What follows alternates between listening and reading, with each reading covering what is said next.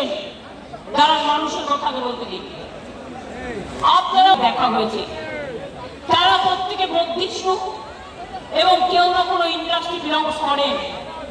তারা এসে আমাকে বলছে দিদি ওরা তো সব লাইনে তার কেটে দিয়েছে, আমরা ভিক্টোরিয়া থেকে দেখতে দেখতে এলাম, এটা কি চলছে, এটা কিন্তু হবে না, এরা হবে ভালো ভালো।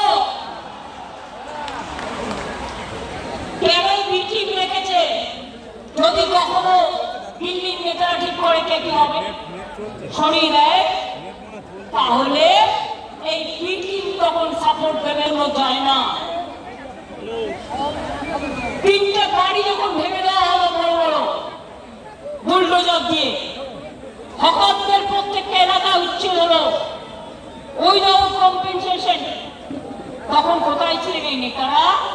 আজকে বোঝাচ্ছেন আপনারাও তো রক্ষা করনে কে লিয়ে। মিটিং এ বলছে সেই নেতাকে ওপেনলি বলছে, কি বলছে? কুণাল আমায় বলেছে, বলছে जाइए अभी आप जितना मर्जी बिजनेस कीजिए। কারা গেছে জানেন? হুক্কা থেকে শুরু করে ইডি ছক্কা, ব্যবসায় পক্কা, এবার হবে ঢক্কা। এটা মাথায় রাখবেন। আমার বাংলা মা আজকে অসম্মানিত হচ্ছে। বাংলাটা বাংলায় নেই, বাংলাটা লুম্পেনদের হাতে চলে গেছে। শুনুন, আজকে ইনডোর আউটডোরের কথা বলে যাচ্ছি। বিজেপি করছে ইনডোর, আমরা করছি আউটডোর। অনেক চক্রান্ত করেও রোখা যায়নি। আবার 1997-এ ফিরে যাব।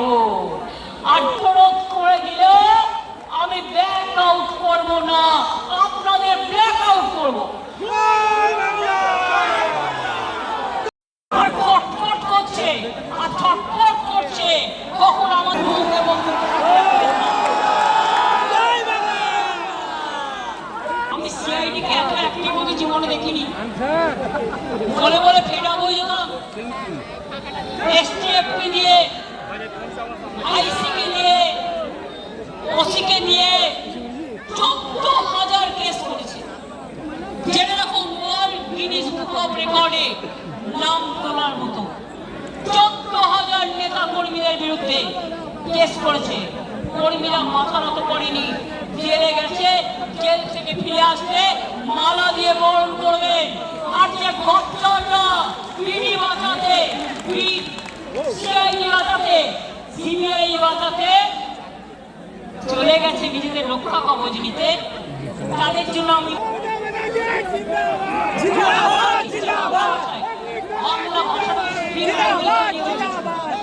দেখুন, আমাকে ইতিহাস পঞ্চম শ্রেণী পর্যন্ত ইংরেজি তুলে দিয়েছিল, ফলে আমাদের ছেলেমেয়েরা ইংরেজি বলতে পারতো না। আমাকে যার জন্য তাদের ট্রেন করবার জন্য লন্ডনের একটা ইউনিভার্সিটির সাথে আমাদের অফিসারদের আমাদের একটা ব্যাচা হয়েছিল। আরে ধ্রুপদ ভাষা এই তো আমরা পড়ে এসেছি, সবাইকে দিয়েছিল, বাংলা বঞ্চিত ছিল। আমি 10 বস্তা কাগজ পাঠিয়ে, দস্তাবেজ পাঠিয়ে তবেই কিন্তু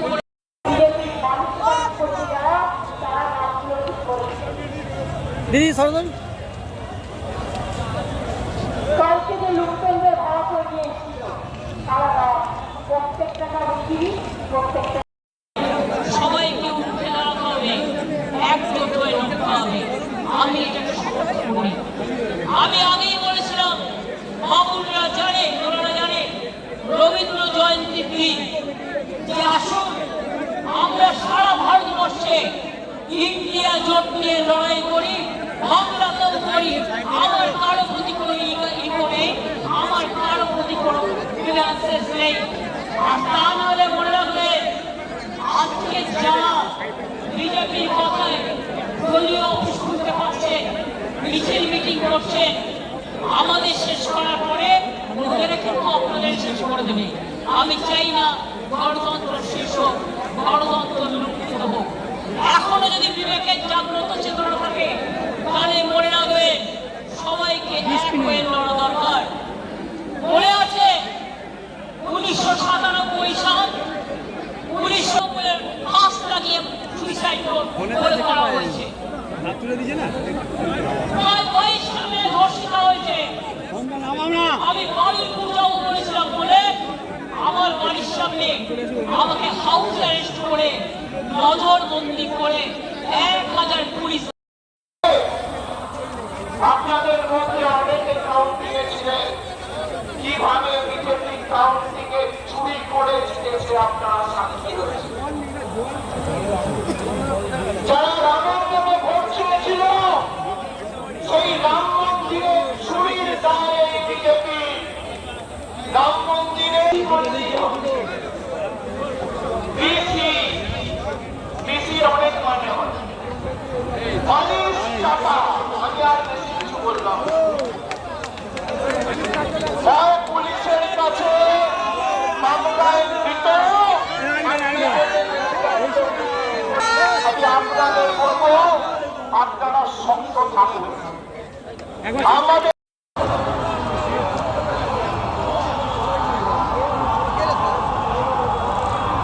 আসল তৃণমূল আমরা নতুন করে বলার দরকার নেই।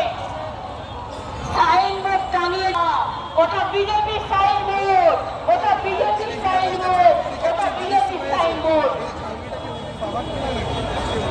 आज हमारा दिल है, देखते हैं विरोधिता साइनबोर्ड का दिन चर्चा शुरू हो। 6 दिवसे তিনটে লোক আছে তো অফিসে, এবার বসে ফোনের ক্যামেরাটা অন করি। তিনজনে ছিল তো, তিনজন। একজনের নাম তো মনে আছে, একজন হলো আসাদুজ্জামান, বলে আমি 71-এর এসে আছি। আর ছোট করে একটা সেলাই ছিল, আর একটা ফর্সা করে উঁচা লম্বা। ওদের নাম বলছে কিন্তু নাম তো মনে নাই। 15,000। তারা মানে সেই মানে তহসিলদারের এই সামনে করে নিয়ে বসে ক্যামেরা সেট করে তথ্য মানে সব ডিটেলস নিল। আপনার বিরুদ্ধে অনেক অভিযোগ আছে, আপনি মানে এই বড় বড় কাজ থেকে টাকা নেন। তারপরে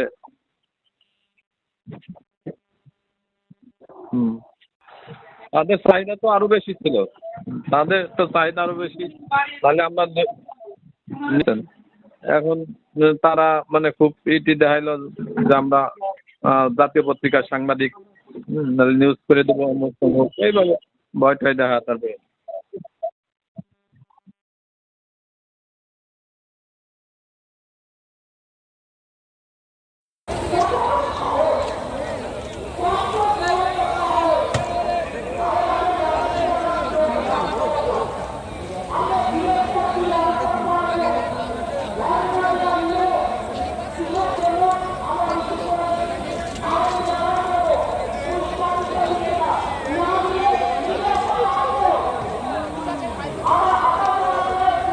দাদা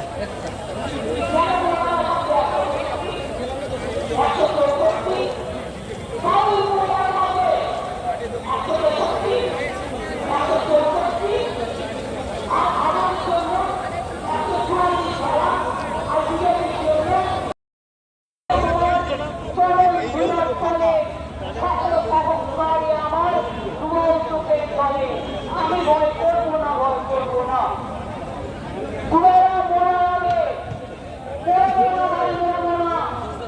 পরীক্ষা বলতে গেলে মাঝে মাঝে তুফান মেলে, তাইলে তৃণমূল কংগ্রেস